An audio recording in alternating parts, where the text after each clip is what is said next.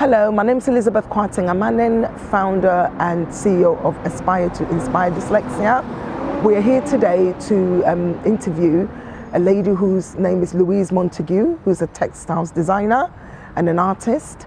And today we're talking about dyslexia and mental health. So good morning, Louise. We're here this morning from A2i Dyslexia, and we're talking about dyslexia and bringing awareness in the community.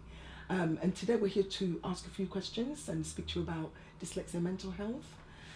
So I just wanted to really just for you to tell us a little bit about your childhood experience. And my childhood experience in dyslexia, it goes back a long way. I went for assessment, they said I was dyslexic, and my head teacher at the time didn't believe it. Old school head teacher said it was rubbish, I was lazy.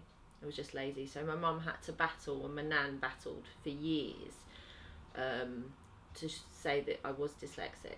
And I did have a learning difficulty, a different way of learning. At that stage they didn't understand really what dyslexic was either. So I had extra help, but I was always the odd one out in school. I was always the one that was like left behind or daydreaming, and my way of escaping was to daydream and to look up in the look out into the clouds and make pictures and patterns, and always creating in my head in a little fantasy world. I kind of lived in a little fantasy world, which was really kind of a nice escaping, because when you're at school and you're different and you don't fit in because of your disability. And I guess with your disability you can be quite an odd child, I guess, to other children, because you're in daydream land, and you go into your shell, and you're kind of protecting yourself from hiding the fact that you have a disability, and hiding the fact that you don't feel quite good enough, like you don't feel quite the same as everyone else, and you can see everyone else progressing, and you can see everyone else doing their work, and you're not just, you're just the opposite. Went into depression and really depressed and really like low self-esteem and no value of myself or anything like that. And that really came as like over the years of not like achieving what I feel I could achieve. So what message do you have for the individual out there who may be going through a similar experience that you've been through? Don't give up, and that you have got a talent, there's something that you're talented at, and to pursue that. And it's really hard when you've been put down I know it's really hard when you've been put down at school, and you've been like, your self-esteem is so low because of the knockbacks. It's really connected, dyslexia and self-esteem, and the way you value yourself and the way you feel about yourself, because society sees you kind of lower, because society isn't educated in it. Unfortunately, we have to be out there educating society, because they're very ignorant, because I'm always having to defend myself. I'm dyslexic, but I'm not stupid. So it's kind of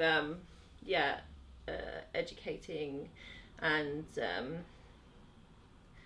don't give up.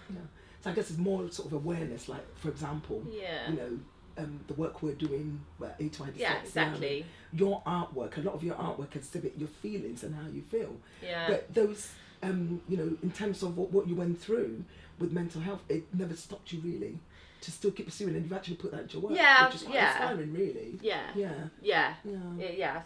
mean, I have gone through like a rough patch recently with my mental health, and and looking back, and because I'm going over my childhood through therapy, you realise how the triggers are in your childhood. It really is key. Your first 5 years of school, first 10 years is so crucial for how your mental health is as an adult. Like and it's literally down to self-esteem, how you feel about yourself, how you value yourself, makes you the adult that you are. And it really is like key to whether you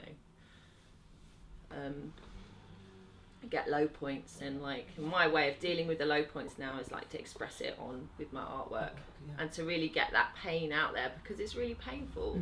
Wow, that's so amazing, Louise. Thank you very much. Thank you so much for your time. But also just to say that your artwork's unbelievable. It's amazing. So just to let the public know that Louise designs birthday cards, Christmas cards, surface design, get in touch with Louise if you need your need any kind of like creative